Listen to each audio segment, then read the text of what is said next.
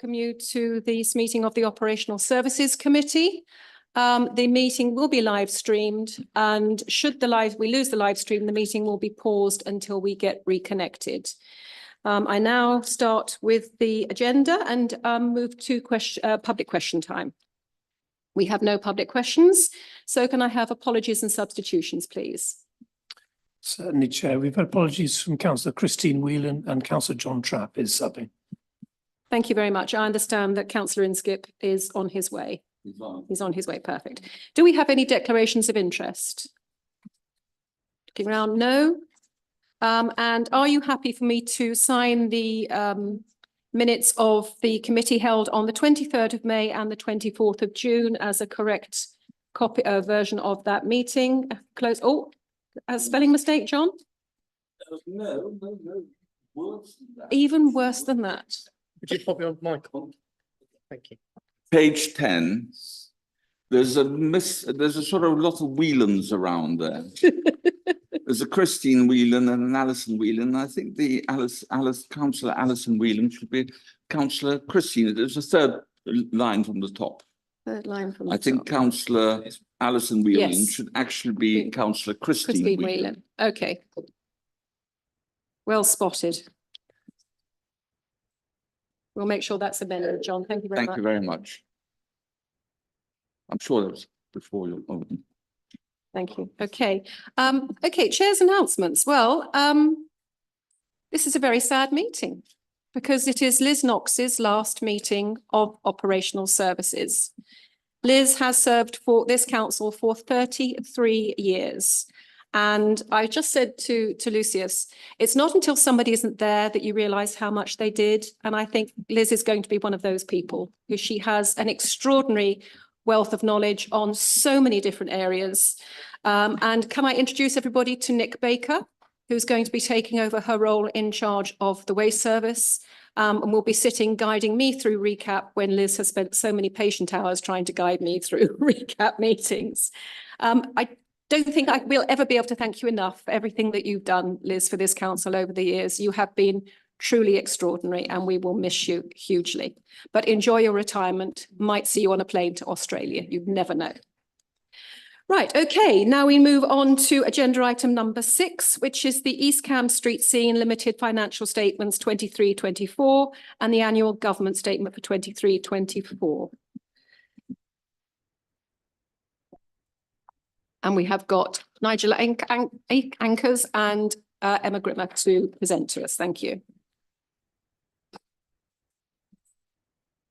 Thank you, Chair. Good afternoon, members. East Cam Street Scene financial statements for the year end March 24. So just to quickly go through the reports on pages 18 and 19, it's the director's report, which states the director's responsibilities with respect to these statements. On pages 20 to 22 is the auditor's report. On page 20, Price Bailey confirmed that they've conducted an audit on the statements and the notes, and in their opinion, they do give a true and fair view of the company's affairs as at 31st of March and have been properly prepared according to the latest regulations. Price Bailey also confirmed that preparing the accounts on a going concern basis is appropriate and there are no material uncertainties that cast doubt on that assumption. On page 23 is the profit and loss account for the year. I won't go through all the figures as there are no changes from the numbers I presented at the last committee. But in summary, due to higher costs, an extra 164k was requested from council by way of management fee for 23-24 to leave the business in a break-even position for the year. The balance sheet on page 24, again, no changes from the last ones. A committee with the company in a 16k net asset position at the end of the year following small profits in previous years. Page 25 confirms there's no change in the overall equity for the year. Page 26, cash flow. This reconciles the opening cash of 549,000 with the closing cash of 277,000. And basically the difference was just a timing difference. We had a concerted effort at the year end to clear all the intercompany balances to be as low as possible, which resulted in a slight cash outflow from Street Scene back to the council. And then on pages 27 through 39 are all the notes to the accounts. Again, I won't go through them all. I think the main ones worth noting are note 1.2 on page 27, which details the going concern and the work we did on confirming that that was the correct method to use. Page 32, note 3, wages and staff analysis. Number of operatives increased from 56 to 58, and an overall increase in the wage bill of about 325,000. So as well as the extra 3 staff overall, was a pay rise of 19.25 per person for last year, and full effects of the local pay increase that was implemented in October 23, that obviously was a full year for 23-24. And then note 18 on page 39. And similarly, note 19 gives some broad details about a couple of insurance claims that are going through. The company is fully insured for both of these events, but we are obliged to note the amounts where we know them in the accounts for the year end. And for the financial statements, that's it for me. I'm going to pass to Emma for the governance statement. Thank you, Nigel. Thank you, Chair. This is the first time that the board has done an annual governance statement. This has arisen from something that came up during the council's internal audit process, and the company agreed to produce an annual governance statement. It has been approved by the board of directors, and it's before you tonight just for noting. I don't intend to go through it, but just some of the key things that it seeks to achieve, sets out the company. And then I'll follow the page numbers in your agenda. Pages 41 through to 45 deal with the governance documents of the company. So you have the articles of association, and then you have the shareholder agreement. So there's no real changes or no forthcoming changes next year to either of those that haven't already been agreed. And this just captures that, what's been approved by council, been approved by the boards, notes that there's been a change in directorship, which again has been approved by the council. So that just sets it out. None of the information that you see in here is new information. It's just bringing together information from the board and the council that's happened throughout the year in one document. So there's no changes to this that you haven't already previously seen. So page 46 provided the summary of the changes that went through council in both May and July of this year. Governance statement is quite difficult because you're in a particular financial year reporting on a previous year, but also looking ahead to another year. Audit asked me to make sure we put a section on strategic risk. This is in page 47 and 48, and it's just the strategic risk register that's already in the business plan that members will have seen, and it's just providing some commentary on that. But again, it's already been captured. The risk appetite, page 49, is summary of the budget, but it's not different from what committee have already seen at the last meeting. And then just a very brief overview of the performance in the business plan and how performance has been captured. But again, that's nothing new. It's something that committee has already been appraised of. So I'll leave it there, Chair. Thank you. Thank you, Emma. Thank you, Nigel. Do anybody have any questions for clarification on the report? Councillor Colbert. Thank you. Well, 2 things actually. The first one's just a typo, so if I can do the second one first. Page 49, just below staffing costs, it says, well, what is effectively vehicle department repayment? Is that meant to be vehicle debt repayment? I thought so. Okay, that appears in a few places. Yeah. And the other thing is on page 39, you talk about the motor accident. Can you just clarify for me the basis on which the vehicles are insured? Are they insured comprehensive or third-party fire and theft? I don't quite understand why we're debating the insurance costs. Because the company would be, the insurance company presumably would be dealing with this. That's absolutely right. It is fully comprehensive insurance. Right.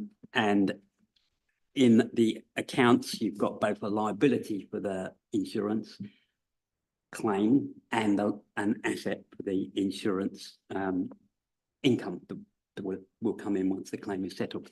So if you look at the balance sheet on page 24 of your pack, actually probably, sorry, under trade and other receivables, which then refers to note 8,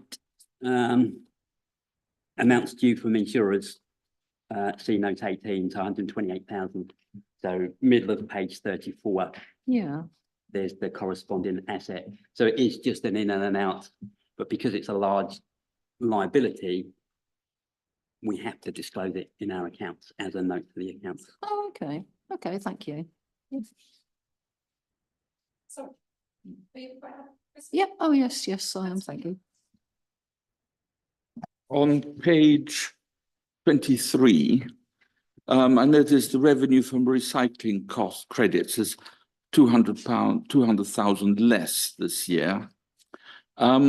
Is that because of the note that says something about it being paid for by the Cambridgeshire County Council in terms of, is that due to the fact that there's less recycling, or the fact that we haven't been repaid by the Cambridgeshire County Council? No, it's because the rebate that we've received when the recycled material is sold was a lot lower in 23-24. It was £31.54 a tonne in 23-24 compared with 44.86 a tonne in 22-23. So the recycling rate is still maintained. Tonnage is about the same. Yeah, the tonnage was within about 100 tonnes in total across the 2 years, but the rebate that we got for it was a lot less. And another question about other income. I'm sure you mentioned this before, just on the line below. What's that sort of? So there are some costs that Street Scene incur that are then immediately recharged back to the council. So the big example I can think of is Street Scene purchased the bins for the district and then recharge them back to council because the council own the bins. So it goes at the other. Thank you, Chair. So I was going to ask about the key performance indicators we have. First of all, I know we have the quarterly monitoring reports, but it's quite useful here to see the past year. And I do think, and I said this before when we had these introduced, these are much more meaningful than the KPIs we had before. And in general, we do see an improving trend, but we're still quite a long way off the targets that were set. Now, I know we had sort of project Street Smart, and that was bringing in some improvements. Do we think we will, or what do we need to do to actually get to the point at which we really achieve those targets? Is it just a case of working through those improvements that are already being done, or do you need to take additional actions to really get there? Through you, Chair. I think at the moment we've put in place today a new road sweeper arrived, for example. So hopefully the plan is that new piece of equipment will then create some efficiencies within the service itself. Miss Bin continues to be an improving picture and something we're very focused on management team. At the moment, I'm not projecting needing additional resources. I'd like to see what things we've put in place and how they pan out. And if at the end of that we're still shy of where we need to be, we either need to revisit whether or not the performance target is the right target, or whether or not further action needs to be taken. But with an improving picture, I think we're on the right track. I've questioned whether additional bodies, that's not necessarily going to be the fix here. So I'd like to give time to see how the measures we've put in place plan out. And as long as the picture is still an improving one, not a declining one or a static one, then I think we're okay for resources. It's then just some fine tuning. Kat, is there anything you think we should add to that? Thank you. Yeah, I think with regards to the missed collections as well, the impact of the in-cab system, we are still recording any report into the system. The assumption is there's quite a few of those that won't be valid, that under the new integration will be rejected, if you like. So the crew have recorded it as not out, for example. So I think the impact of that will see a further improvement. And then, as Emma says, we can look at fine tuning after that point.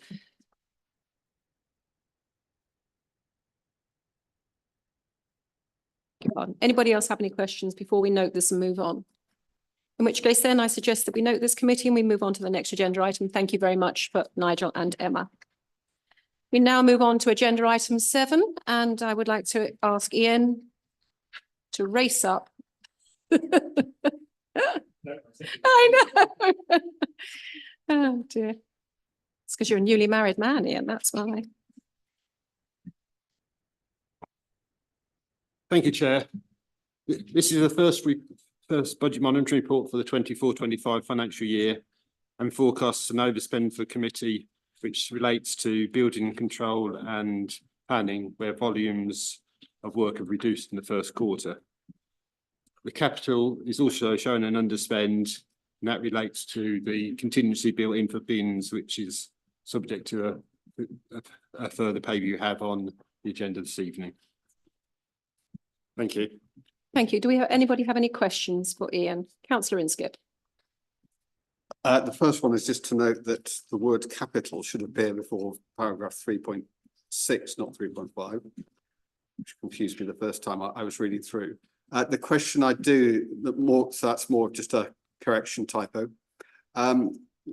We had last year a planning sort of overspend because, and I think we know the cause that there was fewer applications being put in. I'm aware from previous questions that we know action had been taken to try to reduce the cost, but at the moment, how confident are we that the overspend we're projecting for the year, because we're only a few months into the year, how confident are we that that's an accurate figure and it won't, because we had a significantly larger overspend overspend last year. Councillor Inskip, I'm not sure that's a question for Ian. I think that might be a question more for maybe out of this meeting towards Isabel, for Isabel and the planning manager. Would you, or are you happy to take it now, Isabel? You can take it now. If you can take it now, yeah. Okay. I'm not sure that's a question for Ian. I don't think he would have that information. So when we undertook the budget for this year, we built it on a number of assumptions around the number of applications increasing, although not back to standard levels that we'd had previously. And we also factored in the increase in fees around planning applications, which was quite significant. However, both the number of applications we've had coming in is still reduced from what we had even taken it down below that figure. So that's pretty challenging. And one of the things that we were keen to implement was, you know, an increase in PPAs, an increase in pre-app advice, the pre-app advice service, which we've really only just properly launched recently. So we should hopefully see some benefit coming through from those two things.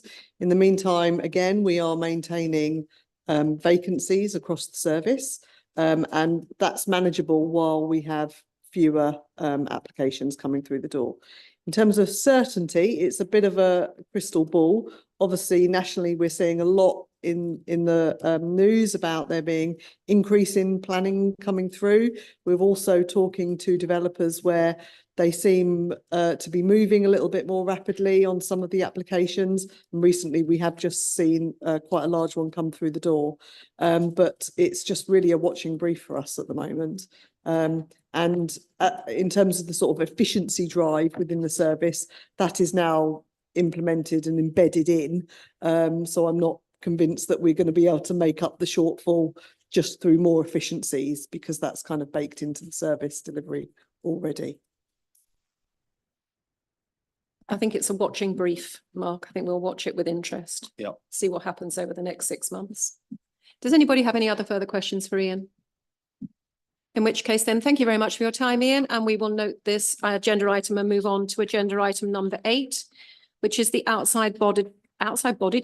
bodies representative update report. And Jane is still on holiday, I think. So Patrick, are you going to be taking this?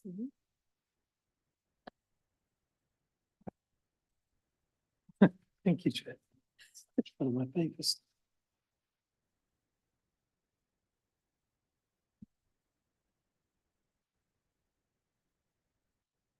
Thank you, Chair. Yes, sorry, difficult to okay. miss and present a report that I didn't write.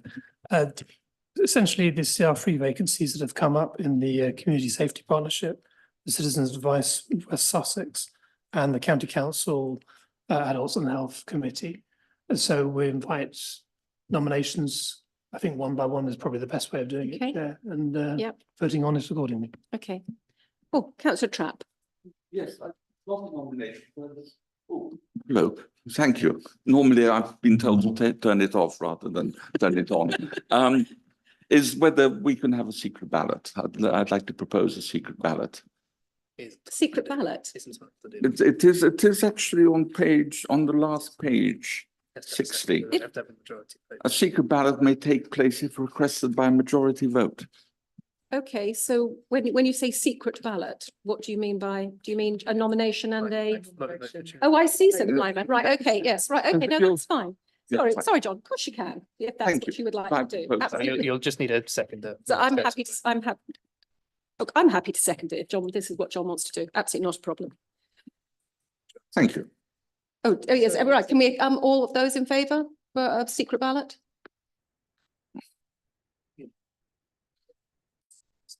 I was going to abstain. Thank you.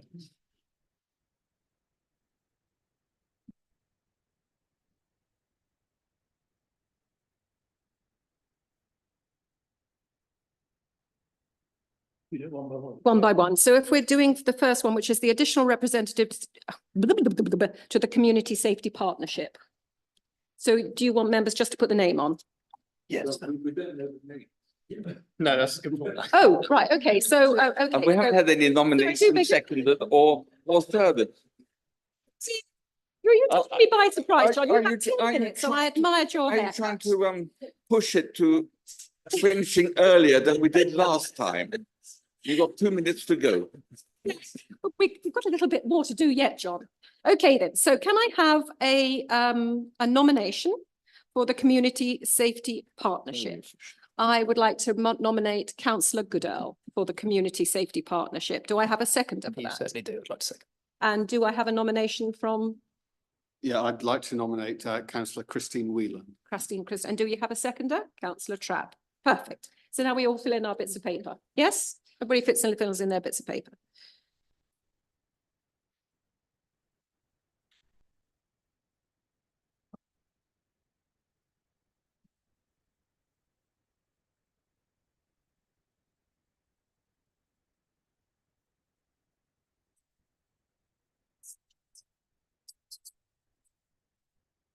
Hmm?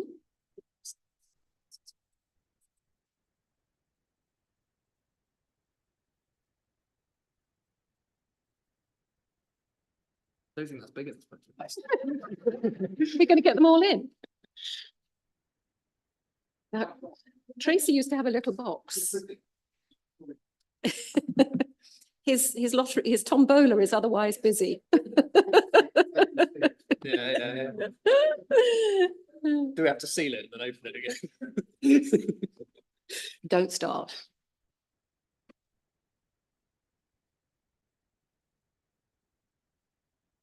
Your haircut's made you go quite power mad, John.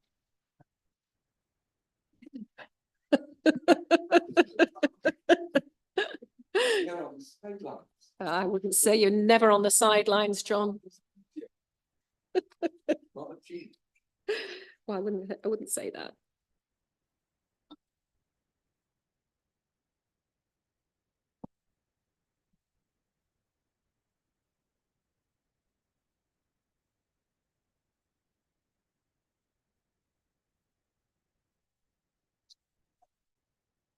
Chair, if I could announce the results, we have 6 votes for councillor Martin Goodall and 5 votes for councillor Christine Whelan. That means that councillor Goodall will be the additional representative to the Community Safety Partnership. We now move on to the additional representative for Citizens Advice West Suffolk. I nominate Alan Sharp. Do I have a seconder? You do, I'm happy to second. Do we have a nomination from the Liberal Democrats? Yes, I nominate councillor Trapp. And do we have a seconder? Oh. Don't fight, ladies. Catherine Holtzman. Sorry, I'm sure you'll have your moment later. Be fine, be fine.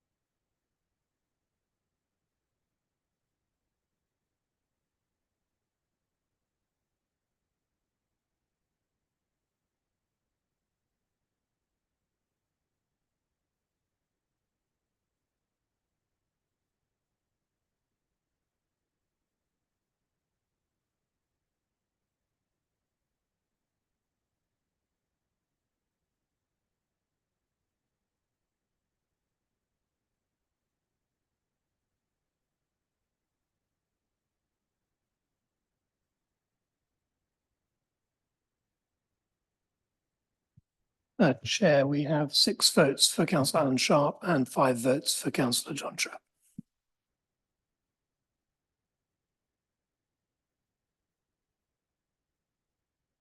Pardon. We're looking at a substitute representative to the Cambridgeshire County Council Adults and Health Committee. Do I have a nomination for that?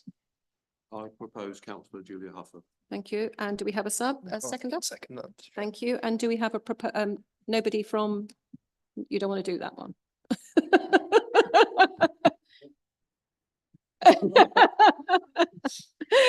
In which case then it would appear that I'm uncontested on that one.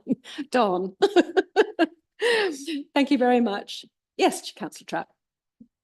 Wasn't there a substitute for the Citizens Advice West Suffolk? And I think it was Councillor Sharp. So now he's made full member.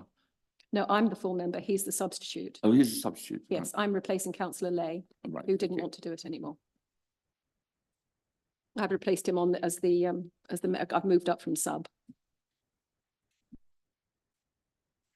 Thank you. Right, we now move on to, thank you very much for that, Patrick. Brilliant preparation there, very impressive.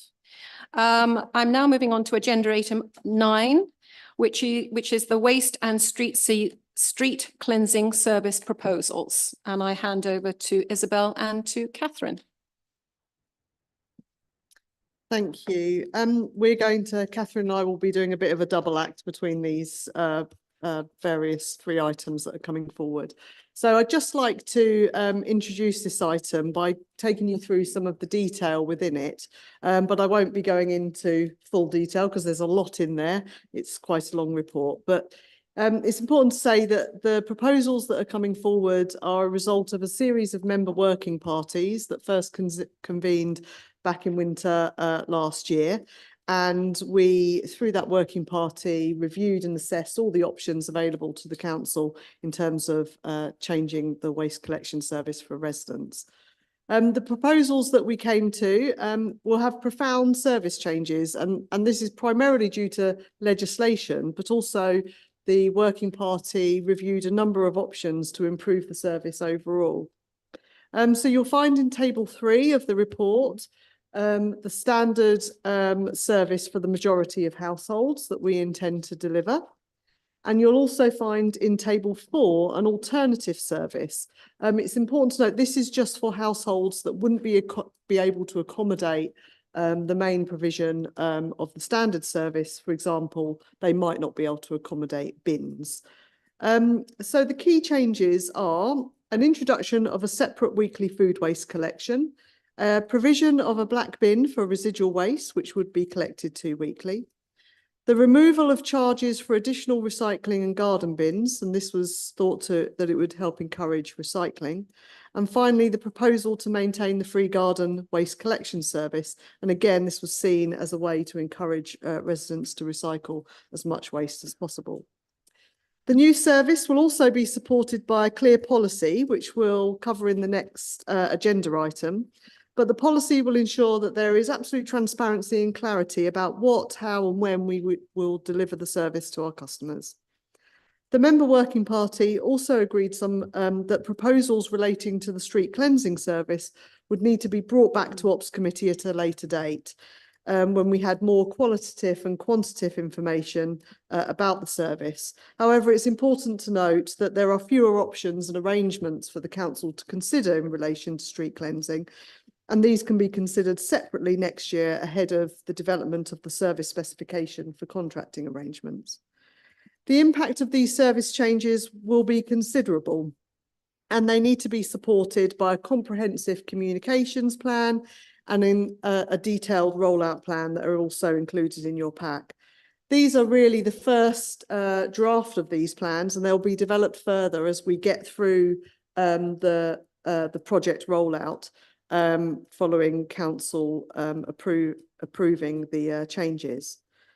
Members, I wanted to say that members should note when we're doing so many changes to a waste service all in one go, there'll no doubt be some minor disruption for both customers and for the crews on the ground.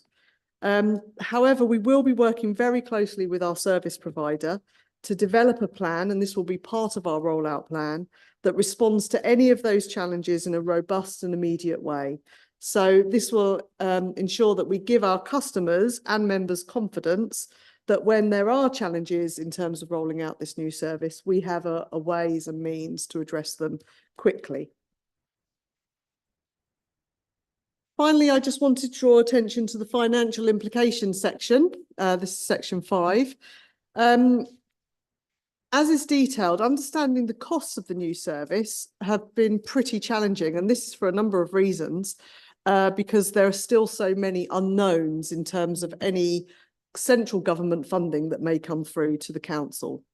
However, what we have been able to provide is a summary of what we anticipate in table 5, what we anticipate the increase in the management fee will be when we roll out these new services. And we've estimated at this time, and this is purely for illustration purposes only, will be around 820,000 in increased costs once we take into account inflation and the increase in service provision around our weekly food collection. I can't stress enough that this is just for comparison purposes. And when we get to next year, we'll be developing a service specification, which we will then put to our preferred service provider for fully costing at that stage. Finally, the capital costs associated with implementing this service, we are actually already in receipt of around £864,000 for the provision of vehicles and food caddies, as this is related to the legislation changes. And then finally from me, the exact date of when this service comes into effect is still not yet decided. But it will be driven by procurement in terms of purchasing bins and caddies. So we will confirm later next year when that the rollout day, so the go live date, will actually happen. But we anticipate it being in or around April of 2026. So finally, there are 9 recommendations in section 2, and these recommendations will allow officers to bring into effect the changes proposed within the service. Thank you. Thank you, Isabel. Does anybody have any questions on it? Oh, before we start, I'm going to propose that we accept the recommendations, and we will take them en masse. Do I have a seconder? I believe I do. Yes, Thank you, Councillor Inskip, who was on the working party. And I'd just like to say it was a really good working party. I think we all worked very well together and came out with what we thought was absolutely the best solutions and service for all our residents. Looking forward to moving and increasing our recycling rate and taking on the challenges of a service that has got to be rolled out, whether we like it or not. So it's got to happen. So. Right, okay, so do we have any questions for Isabel? Councillor Colland. You're a very tentative hand there. And Councillor Trapp. Ladies first. Sorry, it's not a question, it's another typo. Page 85, the bullet points that you've got halfway down the page, the third one, you haven't said what you meant, because it says residents will continue to receive a twice weekly free green waste collection service, and you mean fortnightly, don't you? You do, okay. It's all right, you're welcome.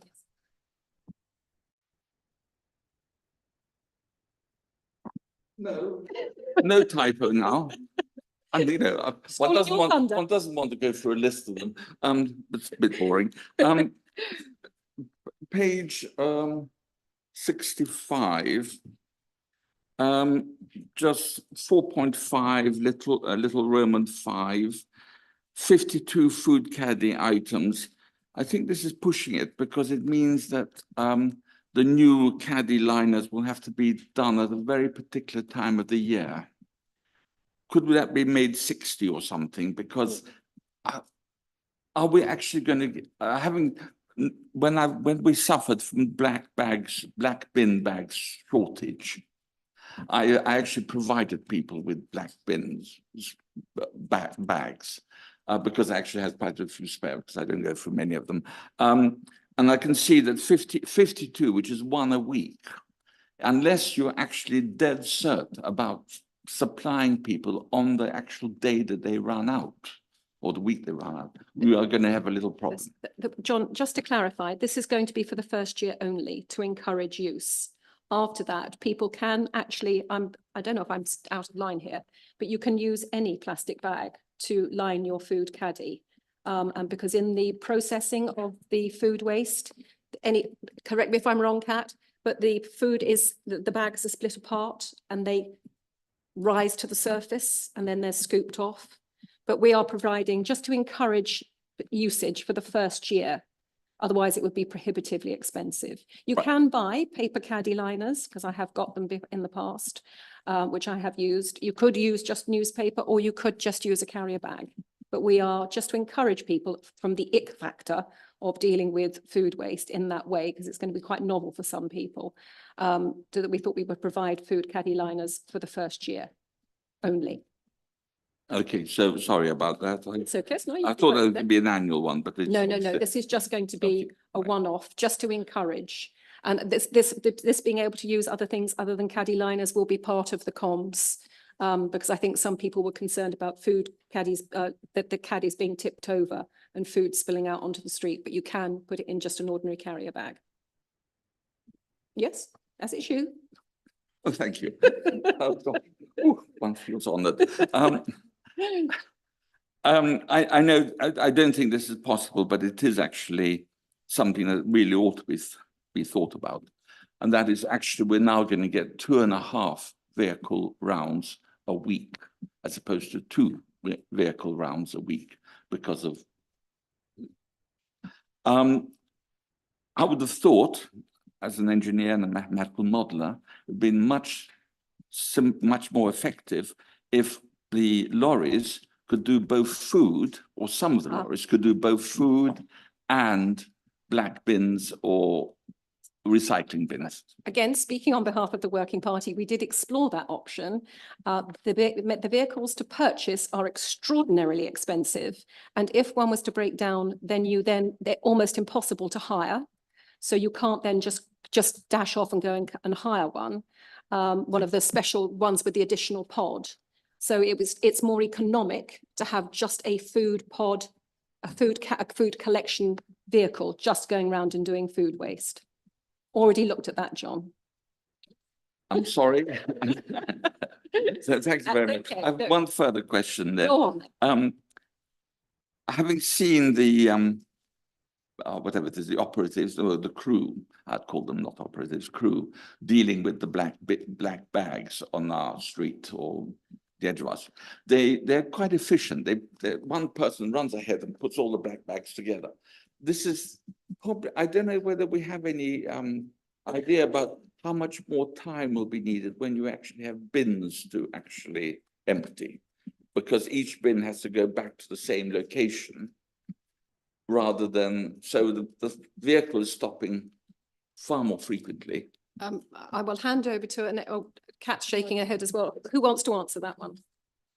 So you're absolutely right. So the service does slow down, which is actually a positive thing because we don't want our crews running around or lifting bags up and that hurting themselves.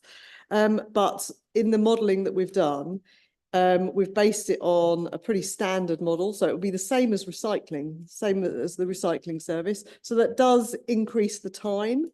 They can't collect, for example, if they're collecting, say, 1,500 properties on a round now, that tends to drop to about 1,200 properties for a bin collection, but that has been factored into the overall models. Yeah. Councillor Gooder. You can also divide that by 2 because it's only coming fortnightly rather than weekly. Yes. Yeah, but there's the food. The food caddies are being collected as well now every day, every week. Yes. Food will be collected weekly, just Yeah. to provide to reduce the ick factor again. Do we have any further questions? Okay. Oh, Councillor Sharp. Not a question, it's a comment, really. Oh, I was going to say we can move to the debate if Okay. you'd like. Are we happy to move to the debate now? Alan, you can kick it off. Thank you. It was just a comment that I am pleased that we're retaining the free garden waste collection, because I think that is so important. A, our residents want it, and B, it must minimise the the risk of Fly fly tipping. tipping Mm. and or stuff being put in sort of black bins or whatever they are. So yeah, I do work on that. Anybody else have anything they want to, Councillor Inskip? Oh, I'm not drowned out by by councillor Pratt. But let's look in the handkerchief. I'm now deaf in my left ear, but I shall go ahead. Now, Catherine. as we said at the start of this, I think this is a major change, and clearly it's going to be really important that we get the communications right, and that we give plenty of warning to residents and explain what we're doing. But I think overall, in terms of what we'll end up with, I think it's got quite a few advantages. You know, some of this, the weekly food waste collection is being driven so, you know, from the government, but actually I think that is very welcome. I moved to East Cambridgeshire in 2010, but I did live in an area before that had weekly food waste collection, and that worked well in terms of both. Certainly one of the problems you have when you put your food waste into a green bin, and the green bin only gets emptied every 2 weeks in the summer, and the bin gets warm. You know, the number of times people have complained about problems with flies and so on. That problem goes away. And the other bugbear that that comes up a lot of time and time again is the problem of black bags. And I think you've got a number of advantages in moving to wheelie bins. You don't have a wheelie bin doesn't burst in between carrying it from the pavement to the refuse vehicle. You still, even if from time to time you get animals that will try and rip the bags apart. And of course, the other thing is the injury to crews as well. So if you've got sharp objects and so on in the, I know they shouldn't be there, but if they are, there's that risk. So I think that's a really good step forward. But I think overall, and one of the things we talked about on the working party a lot was just how we could maximise the potential to recycle and make it easy for residents to recycle. So I think it's welcome we're removing the barriers to extra blue and garden waste bins. I think that's very welcome, because we know that if you don't do that, for example, if people fill their blue bin, then they start to put recyclable materials back into the black sacks, and with the garden waste, I think sometimes there's a risk of fly tipping, but even if there isn't that, it's people making unnecessary trips back and forth to their recycling centres. So I think all in all, this is it is a really significant change, and we will need to work hard to make to communicate that. But I think the eventual outcome should be a big improvement. It is going to be important as that rollout happens to be able to be prepared for problems, because inevitably there will be issues, to be able to respond to those quickly. So welcome seeing how we're going to address that as the plans develop over the next 18 months or so. Thank you, Councillor Inskip. Councillor Trapp. Sorry, I'm taking up a lot of time You today. aren't I? are, you That's are. So sorry about that. First of all, I'd like to say, I think it's great. I mean, it's excellent that we have a working group that worked well together. And I think that getting the expertise from various people is so much appreciated. And I'm glad that it has worked well. And I'm sure, and I know from this bus and cycling working group, which I'm just now on, but hasn't met, that worked well as well, that these working groups do work. No, I forgot what I wanted to say, actually. It's the next. That's a pity, actually. I'm not sure. I'll have to think about it again. I'll come back. Oh, John, you've left us hanging now. I mean, really. Okay, Councillor Ambrose Smith, if it comes to you, John, give me a nod. Councillor Ambrose Smith. This might be a side issue, but with the increase in the number of bins, when developments are put forward to planning, I do think that there should be more consideration made for the storage at each property for the bins. Bins are not things of beauty. They are a blight from aesthetic point of view. I mean, it looks absolutely dreadful. And I think that there should be each property newly built, sufficient screened accommodation for a number of bins, because we're now creeping up and up and up. So we ourselves are having to have a new gate built to cover the bins at our own homes. As you said, committee, Christine, I'm sure that you'll bring it to the planning manager's attention. I have been whinging at this. I know, you have years. Oh, have you thought of it? John? news, Julia. Oh, sorry to cut you off. Councillor Trapp, this had better be good now, because we're all agog now. Well, I think, there has been doubt raised about, whether the black bin should be collected fortnightly or not. And I was told that there was about £500,000 saving on this, not having it. Maybe that should be in the information pack that we send round to residents to actually explain why this is so. Because that would be, I have another question. We're in debate now, John. Well, I'm just. All right. Go okay. on. I'll leave it to the next item. Leave it to the next item. Yeah. Alan and then Lucius. Thank you. Thanks for allowing me back in. Just two comments, really. One is I lived in Huntingdonshire before 2015, and Huntingdonshire operated black bins, which were collected fortnightly. So one week they took the black bin, and then there was one of the blue or green, I can't remember which, the following week they just came for the other one. So I think that's important. And I think the other thing, I touching on what Councillor Ambrose Smith had just said, I mean, I've mentioned it to residents at parish council meetings and also in the parish magazines that I write in. And the only comment I've had back, and it's obviously an issue which is a balance, is, oh, not another black bin, where am I going to store them all? But I think on balance, bins are better than bags because of what Councillor Inskip said about them being broken open by animals and everything else. So it is an issue where the bins are stored, and some properties, if they're living on terrace, might struggle. You know, they've already got three bins. They might, or two there is the bins, sorry. alternative They might service struggle with another one, but I think the it's alternative unfortunately one of service is the available. side issues of going for what I think is an improvement. Yeah, there is an alternative service available for Yeah. those that haven't got room for storage. Councillor Vellacott. Thank you, Chair. Yeah, I'm thoroughly pleased with the proposals. That's the first thing. We have to introduce the food waste service, obviously, but we've, I think, really taken this opportunity to reform the whole service. So I want to pay particular tribute to Isabel and Kat on this. Who've done an incredible job. I just want to summarise some of the big changes because mostly for the benefit of those watching online. I know there's a few of my residents who are interested in this. We're obviously introducing the separate food waste collection and a fortnightly general waste service in new black wheelie bins, but we're continuing our current recycling green waste services.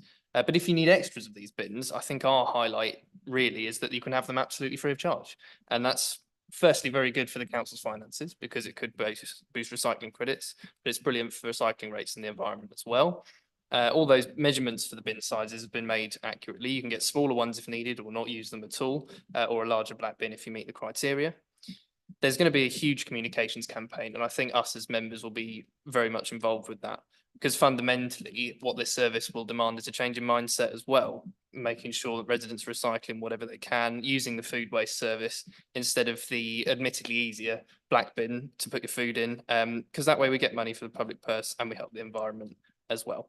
And John mentioned earlier, we're delivering the free sacks for the food waste to every household for the first year, which I think is a really great move.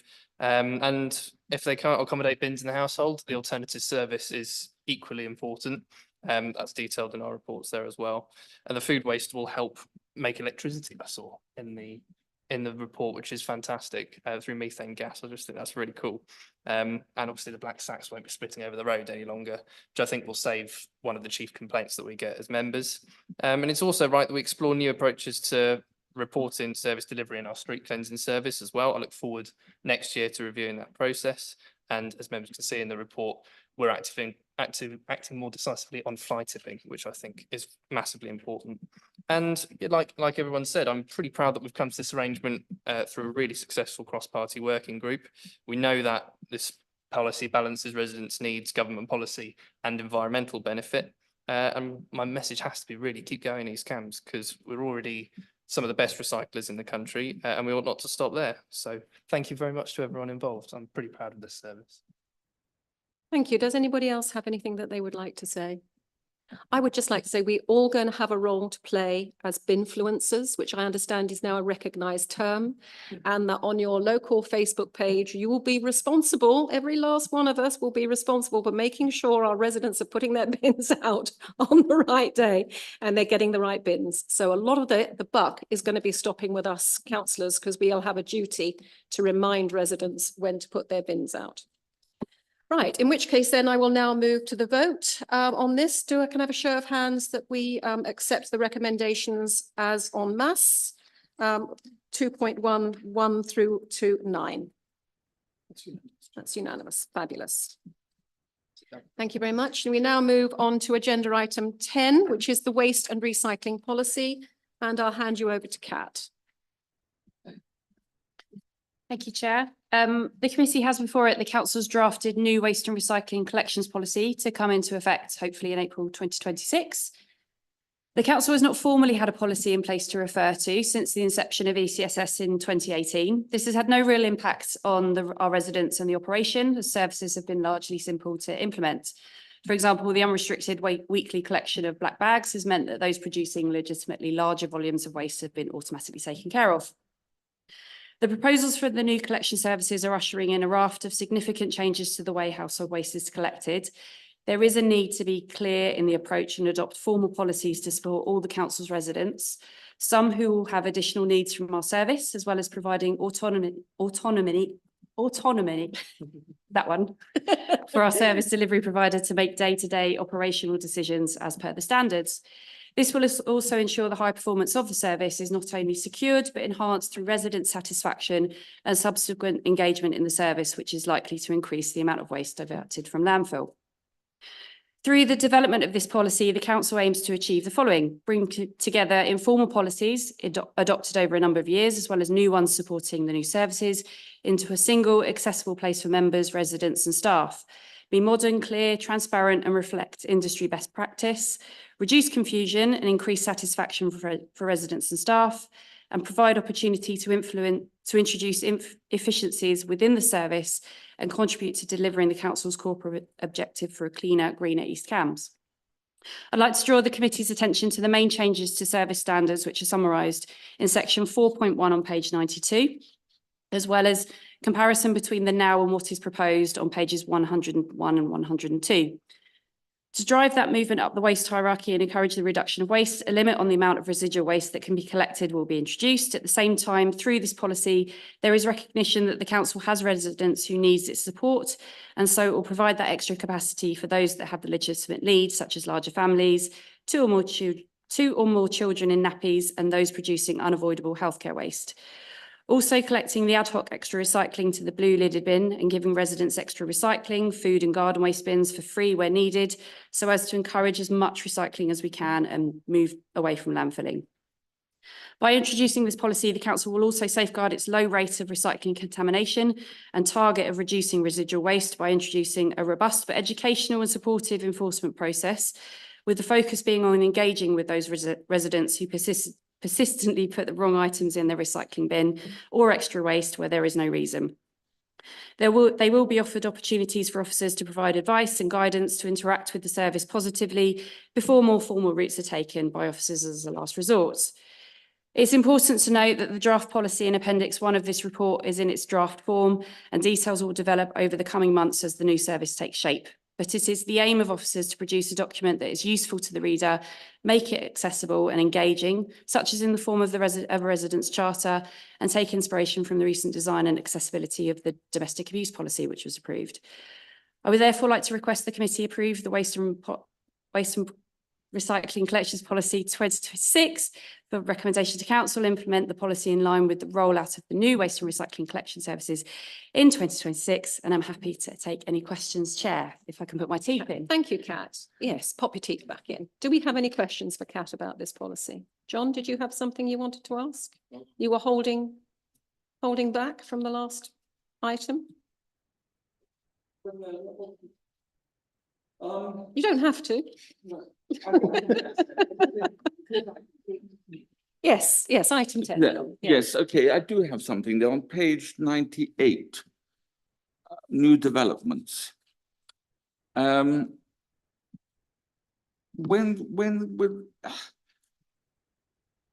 are the road surfaces complete, or, I mean, what happens to those how new housing where the road surface is not complete, but they're still living sort of quite a bit away from the main road? I mean, there is a problem there about, or whether we should be Adoption. insisting in planning that the road is first made and then the houses come. So I think this is a problem that might occur. Yeah, and it is now. We tend to, we try to agree a position where we can get access to. If we can get there, we will. But if it's not accessible on the road, we'll either agree a new collection point or the developer will provide a skip, for example, for those residents until that road is accessible. So I think this should be integrated with any planning policy, S106s. I think normally that the road has to be adopted by the county council, is that right? Before we're fully insured. And I think under certain circumstances, if that doesn't happen, then residents can either bring their bins up or they can sign a waiver, is that right? Yep, that's right. Yes, so there are ways around it, John. Thank you. Do we have any other questions on the policies? Councillor Sharp. I just wanted to touch on what's been said about county council unadopted roads. Certainly, I'm finding with smaller developments, there was one that went through in my ward through planning committee just over a month ago, where I believe county council are not adopting it. And I think it's 5 houses at the moment, but what's happening is the residents have got to put their bins right at the entrance to the development, which is, I'm actually there tomorrow morning about another issue on another property, so I can look at it better then. But I think it creates an issue, as somebody was saying earlier, about all the bins being, sort of, it would look quite a sight with about 20, 25 bins all parked together. And there is a bigger development, which I'm aware is not gone through planning yet, but a much bigger, about 40 houses, where I don't believe county council are going to adopt the roads in that particular development. So I'm just interested, maybe take it offline. I'm happy to take it offline. Yeah, maybe this is a conversation outside of this. More of a committee. general point. Yes. County council not adopting some of the roads can cause us, Yeah, our refuse but, team, an issue. I think, as I understand it, the residents can, if they all agree, sign a waiver, which will allow the lorries to enter the development. But there has to be a unanimous waiver, as I understand it. Christine. I was just going to say, well, surely this is something that mostly you'd expect to be dealt with through the planning system. Yes, So that when a certain proportion of houses were occupied.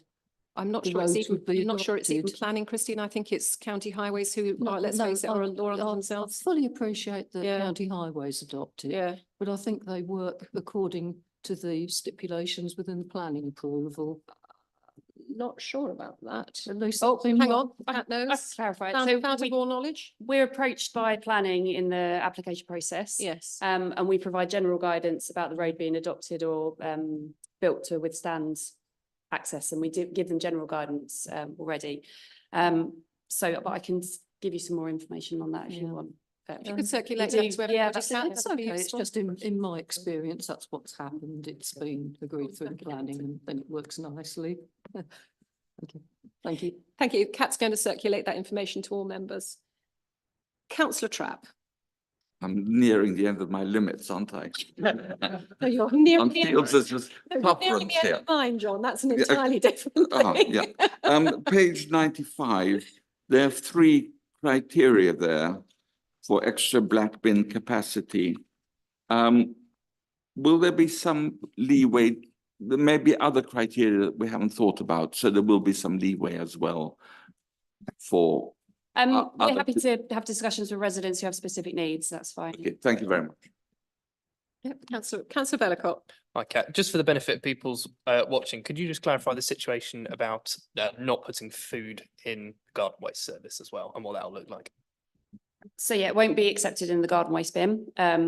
it's due to the way that it's processed and treated. So it would need to go in the weekly food weekly food caddy.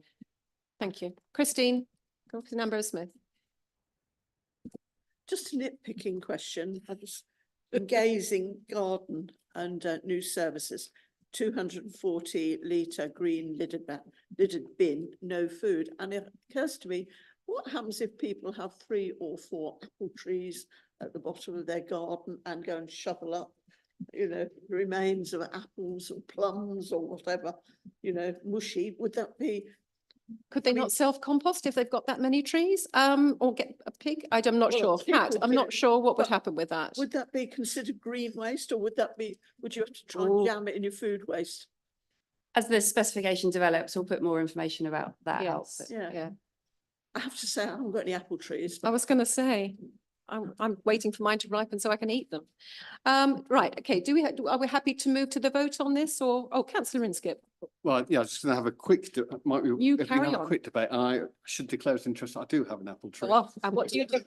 What do you do with your, what do you do with your windfalls, Well, Mark? I do actually put some of them in the green bin when they've been, but I think that works okay in the process when they've been, when you get sort of insects and things in them, so they're not. Yes, just put you them can't out for eat people them, to eat, yeah. And even one tree, which is all I've got, produces actually a large number of apples, so I don't know how people get on with All it. round to Marks for apples then. Well, okay, yeah, I think it's just to say, we haven't had a policy before. You can argue that it wasn't needed, but I think it is good to have something that is clearly written down so that residents understand that the expectations. I do think when we come to produce it, and I think this was already alluded to, it would be good to have this in a format that was easily accessible, because the committee reports aren't the most exciting of documents, but some of us have to read them.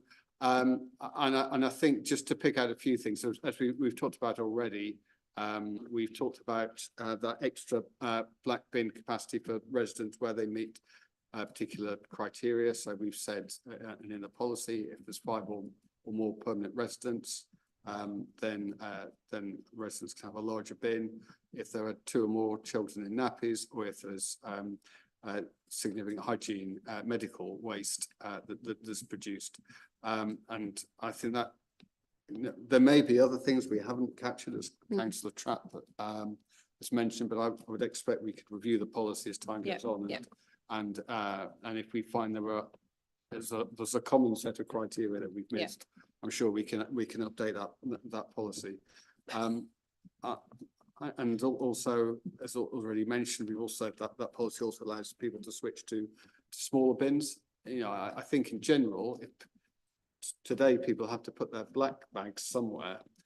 So hopefully, you know, if they don't produce many black bags, they can go for a smaller bin. And so hopefully, in the vast majority of cases, they'll find they can accommodate that wheelie bin. Although I do agree with the point about new developments, given that it's very clear what provision the council would provide, it would make sense to build that into the design of new developments. But overall, I think, you know, we talked at the working party quite a bit about this. I think what we've come out with is good, probably not perfect, but we'll find out as It's a we work go in on progress, where I think we would to- agree, didn't we? We need to change it. Go on then, John. I have 8 apple trees. And actually the windfalls are what ones that I put on the compost heap. Oh, excellent, well done. So you won't be an issue then, John. Does anybody have anything else that they would like to say, or shall we move to the vote on this?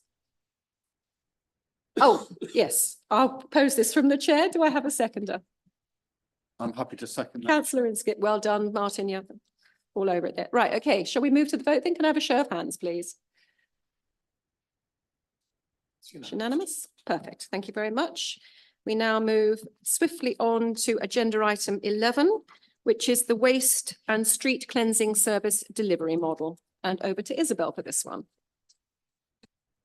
Thank you, Chair. So as part of the member working party, we also considered the council's options for delivering the waste collection service and the street cleansing service. So in the main, there were 3 main options that were looked at with variants of each of those. but we looked at operating in-house, whereby we would be a sort of direct service organisation delivering the service directly, contracting out to the commercial sector, or contracting to a council company. And Appendix 1 provides an outline of the pros and cons of each of these models. The member working party then considered the risks and benefits of each of the models in the context of East Cambs itself and the nature of our demographic and our geography in East Cambs. And the member working party has proposed that the council should deliver the service via ECSS, East Cambs Street Scene, as is the case now, so through our council company. The member working party recognised that the service specification and the memorandum of agreement arrangement required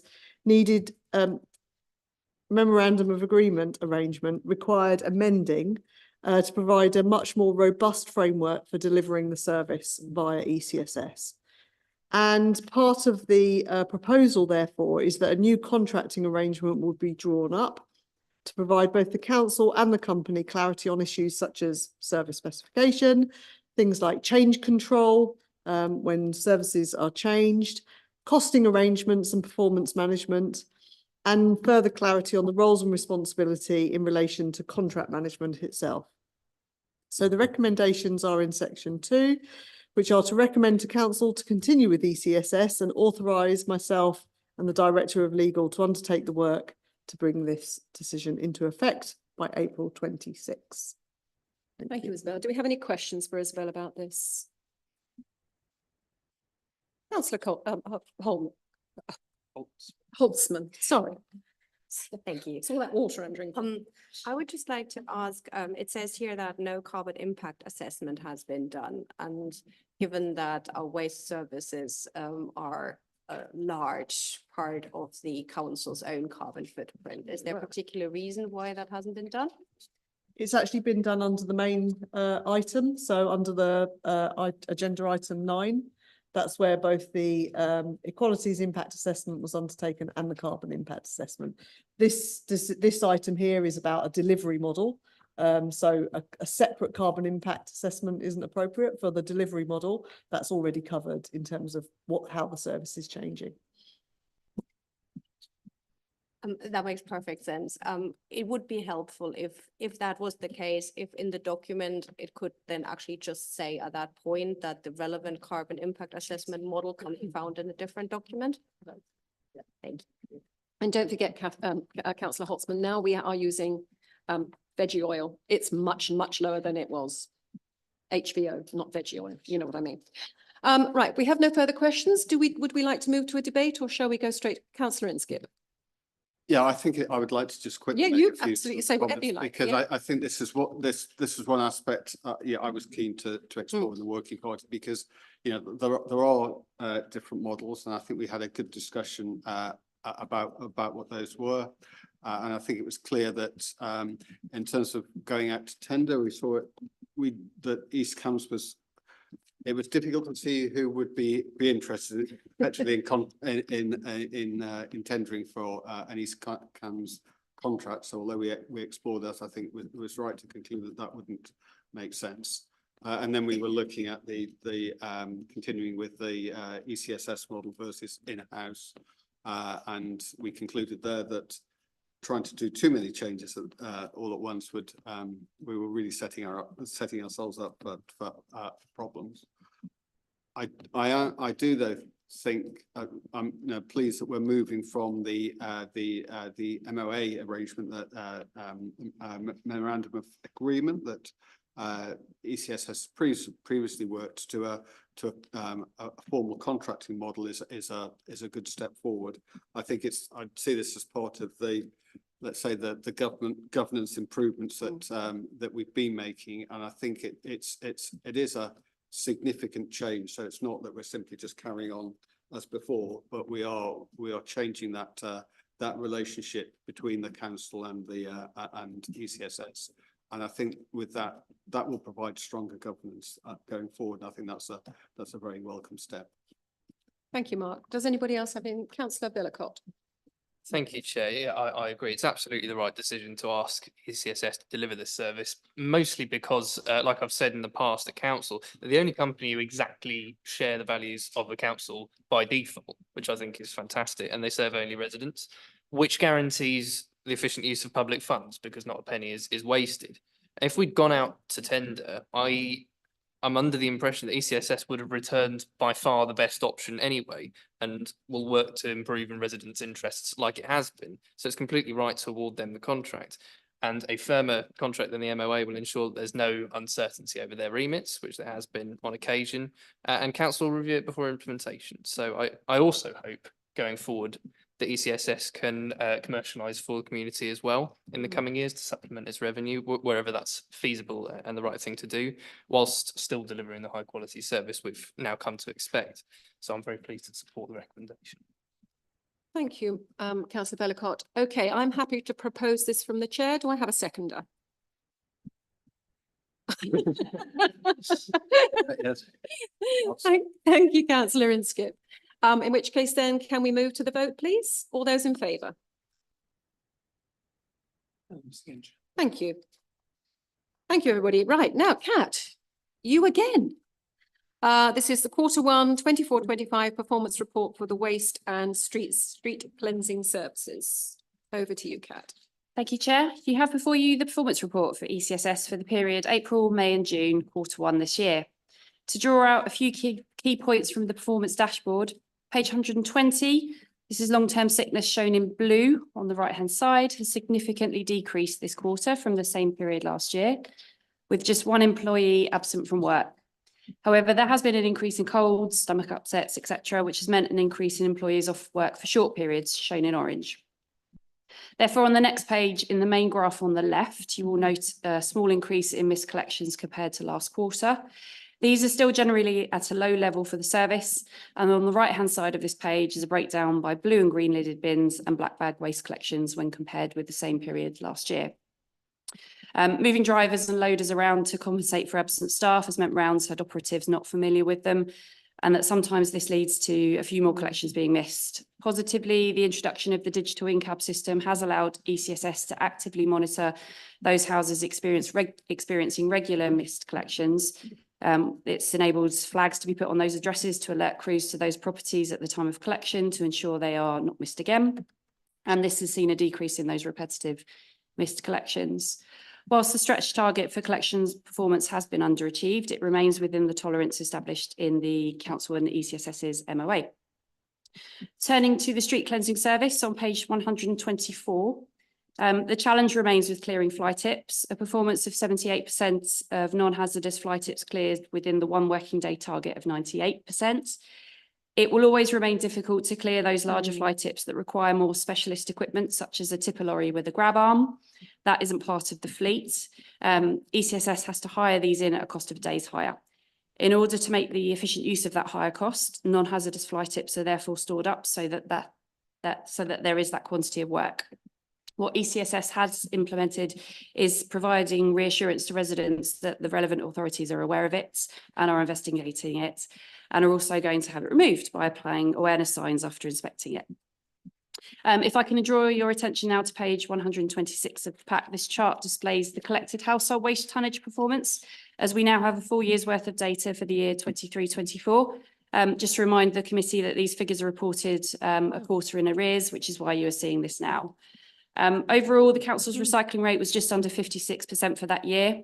The target is 60%. This does reflect a national picture of stagnating and even decreasing recycling rates, which is in part the reason for the new government legislation being developed and consequently the new services that you've been discussing today. Moving on to page 127, the Q1 highlight report for Project Street Smart. And to highlight here the delay with the full integration of the digital in-cab system, I wanted to reassure the committee that the system is in place. The crew are using it to guide collections, flagging properties as mentioned, seeing assisted collections. The back office team in the depot use it to monitor these problems. They're sending letters to properties for contamination issues. They refer to it when a resident reports a missed collection. So if the crew has reported a problem, then the resident will be contacted to advise what that was. The delay is with the full integration with the council's customer relationship management system. And when fully integrated, this system and the in-cab system will be talking to each other. And so, for example, if a resident reports online a miscollection, the two systems will instantly talk to each other and the resident immediately advised. At the moment, the resident has to log the problem and this is then investigated. So the date for full integration is expected to be the 31st of October, provided we've got no errors in that testing. Positively, ECSS has continued its digital journey. They've purchased new street bin software, so this will be rolled out so that operatives can record how full a street bin, so a litter bin or a dog bin, is full on emptying, which over the course of the year will build up a reliable picture on which to base any future street cleansing specification. ECSS was also successful in applying for funding from Keep Britain Tidy with the council to deliver a chewing gum removal project. This has had positive coverage on both organisations' social media pages. And whilst this is technically in Q2, I thought it would be helpful to the committee to know that the calendars and the black bag delivery to all residents has been completed. Yeah. There is a week left still for residents to report a missed delivery, but so far our data is showing that only 0.04% of those were missed first time. And of course, those residents did subsequently receive their sacks. So thank you, Chair. This is recommended for noting, and I'm happy to answer any questions. Thank you, Kat. Any questions? I'm looking at John. Any questions for Kat? Catherine, let you go first, and John can go second. And Christine. I was wondering, and these might be questions that might be better to answer written, as in I don't know, but whether there can be any clarification on what the provisions are for recycling and waste removal for people who live in the marina. And then secondly, I had a resident ask why when the market square is swept on a Saturday evening after the market has finished, why it's swept again on the Sunday morning. They thought it was actually probably still okay. Carry on, Kat. I will come back to you, but just to acknowledge that you have emailed me about that first one and I apologise because I haven't got back to you. So both of those I will return to you as soon as possible. Thank you. So residents are complaining that the streets are too clean. They went out and did it again. Okay. Councillor Holtzman has to leave. She has an important engagement. Thank you, Catherine, for turning up. I didn't want to share your pain with everybody. Christine Colbert, and then John. John, have you got a question? I do have a question, but So is it Christine Ambrose Smith? Christine, you go first, and then Councillor Goodell, and no, and then John. Okay, fire away. Thank you. Okay, no, it's just that it would be helpful to me to see a breakdown of any complaints that are received. I presume, well, I mean, I don't doubt that you do look at complaints and analyse them and things. It'd just be nice to have them in the report, please, see what the trends are. Thank you. That's all. Yeah, that's fine. Do that. Great, thanks. Councillor Goodell. Compliments, of course. If I'm correct, we send our recycling to Waterbeach Recycling Centre there? Correct? Not as of the beginning of September. No, because their plant has broken down, yes. No, the end of the contract was the 31st of August, and we've now gone into contract with our new provider so that it no longer goes to Waterbeach, it goes to London via a waste transfer station locally. Okay. Any other questions for Kat? Can I just say that the scum cleaning people were in Fordham, and it was brilliant because they put little ducks all the way along, not little ducks, real ducks, pictures of little ducks all along the street, and they were fantastic. I just wanted to say, I thought it was a brilliant it's a brilliant campaign, and it hasn't cost us a penny, so it was all good. Councillor Trapp. got the green light as well. We get overflowing dog bins reported.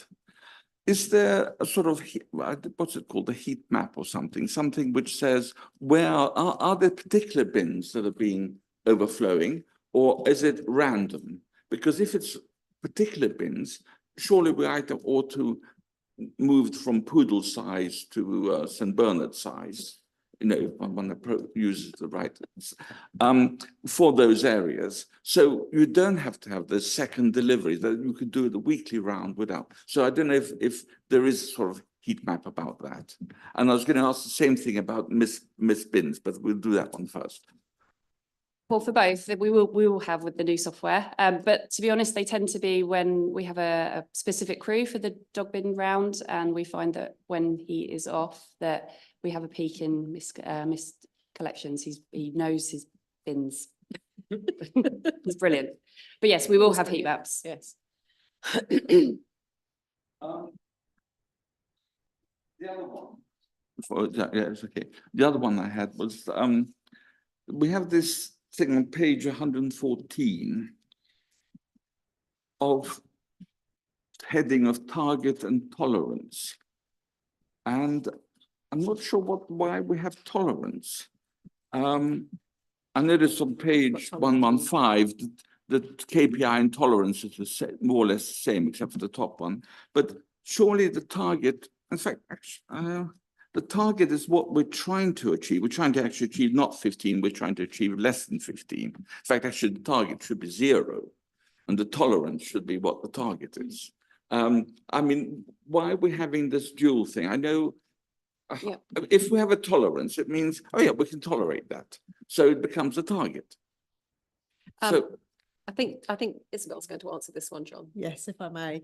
Last year, council agreed a new suite of performance indicators, and there was recognition that, and this came about rather because there was a fine levied against the company in relation to not meeting the targets. However, the targets at the time, they are exceedingly hard targets to meet, and therefore the council agreed that there would be tolerances applied to the contract, which demonstrated that they were achieving a good overall rate in terms of the tolerance, but a stretch target was applied as part of the overall performance improvements that the council wanted to see.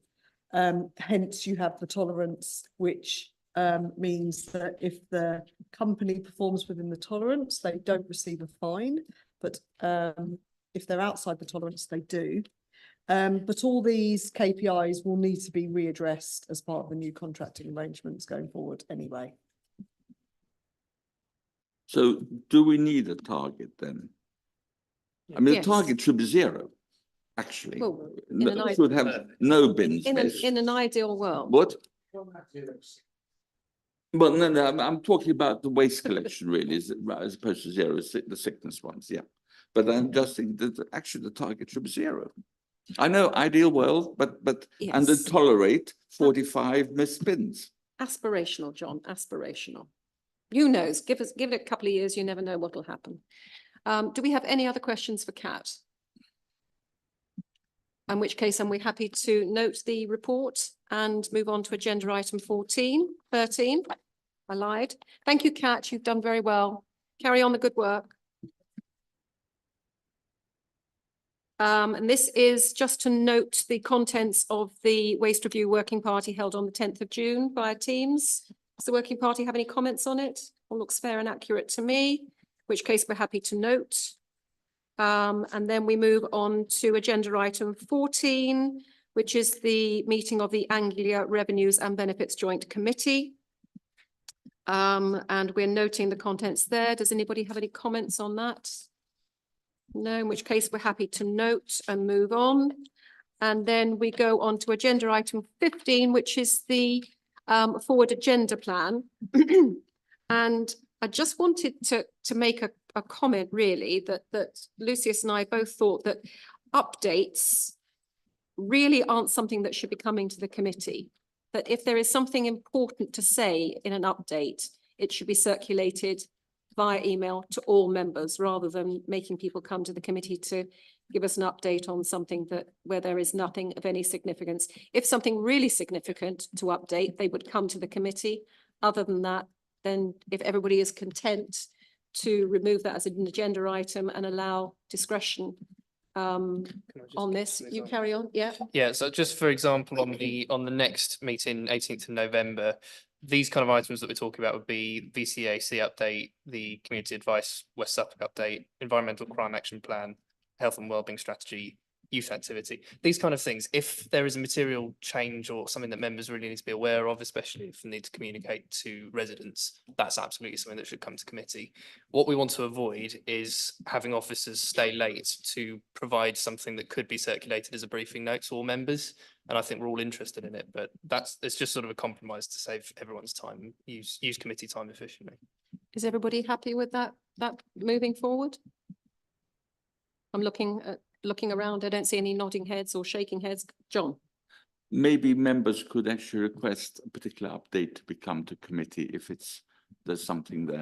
I think if there's something material, if there's Yes. something material, then that we need to see, I think Yeah, that's fine. but I if think it's update, yeah. just a general, yes, we're still doing the same thing. Yeah. Mark?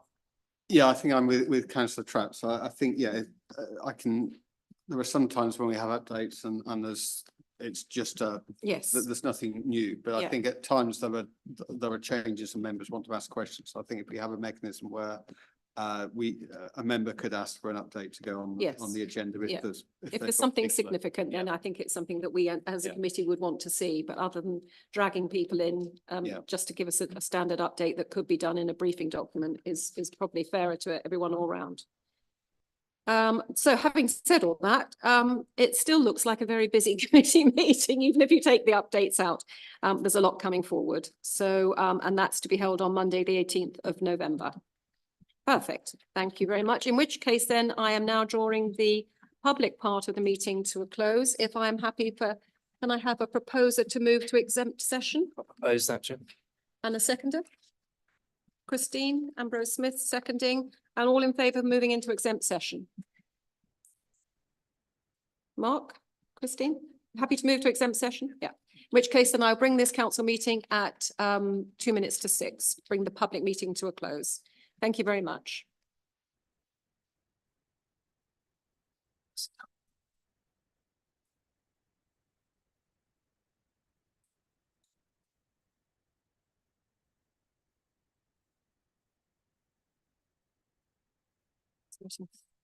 Or you'll close.